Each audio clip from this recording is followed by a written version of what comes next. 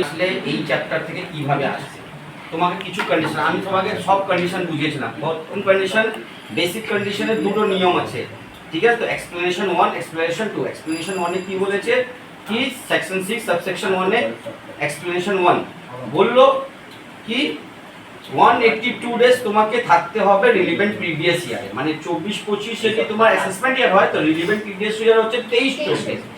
23-24 এ 182 days থাকতে হবে, ঠিক আছে? তো এক্সপ্লেনেশনের 2 মানে সেকশন 6 সাবসেকশন 1 এক্সপ্লেনেশন 2 কি বললো 60 days in relevant previous year and 365 days in 4 previous year, 120 days is relevant previous year and 365 days in 4 previous year। 60 या 120 previous year में 60 किसके लिए, नॉर्मल सबके लिए 60 है।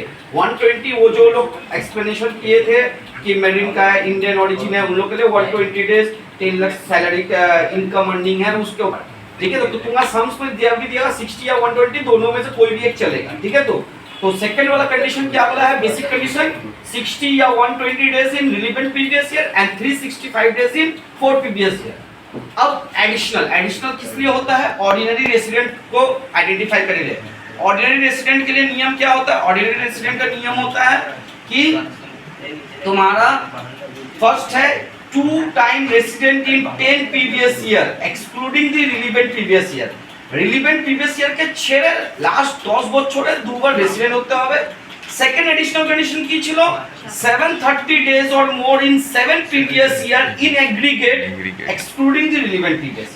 इस तरह से आपको तुमको पिक्चर क्लियर है ना, ये सब कुछ नहीं, ठीक है? अब आओ देखो first basic condition in section 6 subsection 1। First basic condition क्या था, 182 डेज। कौन सा दिख रहा है, 2। एक का 2 किसी में है, एक का 2 इसमें भी है, एक का 2 इसमें भी है। चलो अभी पूरा मैच नहीं हुआ। Second basic condition of section 6 subsection 1। Second basic condition क्या था, 60 डेज वाला 60 डेज है क्या? हाँ, तो बी का 1 किस में है, बी का 1 इसमें है, ठीक है? तो ऑब्वियसली दोनों तो मैच हो गया और किसी में था नहीं तो यही आंसर होगा, ठीक है? तो सी। फिर लास्ट वाला भी तुमको समझाने के लिए समझा दे रहे। फर्स्ट एडिशनल कंडीशन की आज के बोल रहा हूं, 2 time resident in 10 previous year excluding the relevant period. He or she must be resident in India at least 2 previous year in 10 previous year, ठीक है? तो immediately preceding the relevant previous year 10 বছরের মধ্যে দুবার রেসিডেন্ট। তো C এর 3 হচ্ছে পুরোটা ম্যাচ করলো, তাহলে आंसर তোমার কি হচ্ছে, অপশন সি। বুঝতে পারলে? সহজ মানে ম্যাচ দা ফলোইং। তোমাদেরকে একটা এই চ্যাপ্টারে আমরা প্রথমে বলেছি there are difference between citizenship and residential status. We shall calculate residential status for determine our tax liability. আমরা নিজের ট্যাক্স লায়াবিলিটি কত ট্যাক্স পে করতে হবে তার জন্য আমরা রেসিডেন্সিয়াল স্ট্যাটাসকে আমরা ভাগ করি resident and non resident and non রেসিডেন্টের মধ্যে। But citizenship is other thing. Citizenship determined by the general law of the country যে জেনারেল ল আছে তার থেকে আমরা সিটিজেনশিপ ডিটারমাইন করি, তার থেকে ট্যাক্সের কোনো এদিক থেকে কোনো লেনাদেনা নেই। ট্যাক্সের জন্য আমরা রেসিডেন্সিয়াল স্ট্যাটাস বের করি with the help of income tax act. Income tax অ্যাক্টের মধ্যে রেসিডেন্সিয়াল স্ট্যাটাসের নিয়মগুলো বলা হয়েছে, ঠিক আছে? তো সিটিজেনশিপ কোথায় বলা হয়, জেনারেল লতে বলা আছে, কান্ট্রি কোনো কান্ট্রি জেনারেল লতে বলা আছে। তারপর হচ্ছে ইনডাইরেক্ট ট্যাক্সে আমি তোমাদেরকে জিএসটি প্রথম দিন করেছিলাম, জিএসটি ডাইরেক্ট ট্যাক্স ইনডাইরেক্ট জিএসটির গল্প জিএসটি অ্যাক্টের মধ্যে দেওয়া আছে, ঠিক আছে? তো এই নিয়ে একটা ম্যাচ দা ফলোইং দেওয়া আছে, তোমরা দেখো।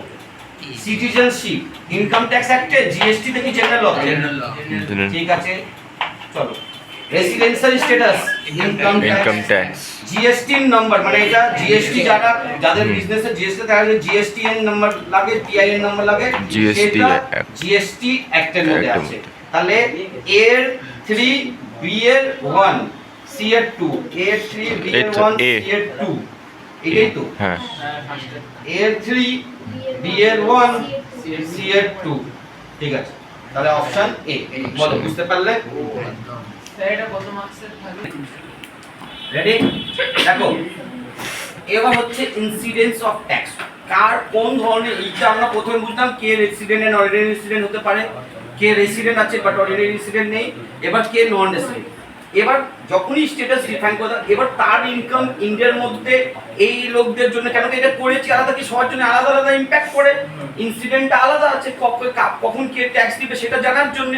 তাহলে দেখো এখন আপাতত প্রথম 3টে কেস আমি দিয়েছি, নেক্সট 3টে কেসে তুমি একটা জিনিস মনে রাখবে, যদি কোনো ইনকাম অ্যাক্রুড অ্যান্ড রিসিভ এই দুটোর মধ্যে কোনো এক জিনিস যদি ইন্ডিয়ার মধ্যে হয় তাহলে irrespective of your residential status you have to pay tax in India।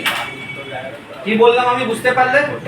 কি যদি ইনকাম অ্যাক্রুড বা রিসিভ, অ্যাক্রুড মানে কাজটা ইন্ডিয়ার মধ্যে হয়েছে, রিসিভ মানে হচ্ছে কাজ অন্য জায়গায় হতে হলো টাকাটা ইন্ডিয়ার মধ্যে পেয়েছো, বা দুটো জিনিসই ইন্ডিয়ার মধ্যে হচ্ছে, কোনো একটাই হলে তোমার কোনো রেসিডেন্সিয়াল স্ট্যাটাস চোখ বন্ধ করে কোনো রেসিডেন্সিয়াল দেখতে হবে না, সবই রেসিডেন্টকে ইন্ডিয়ার মধ্যে ট্যাক্স দিতে হবে।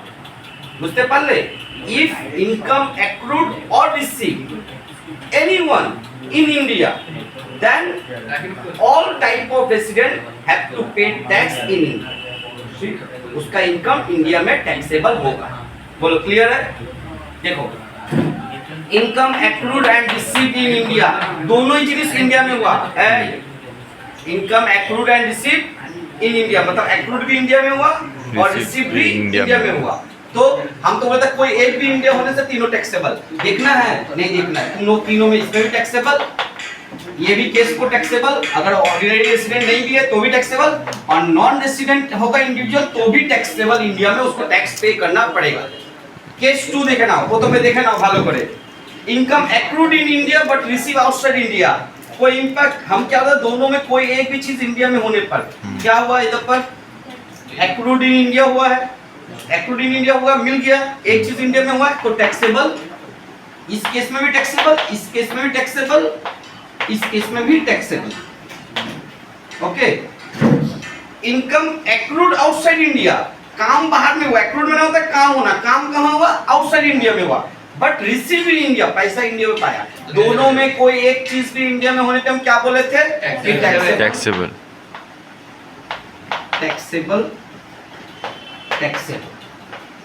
बोलो बात समझ में आया? ये हो रहा है फर्स्ट 3 केस। बस करो।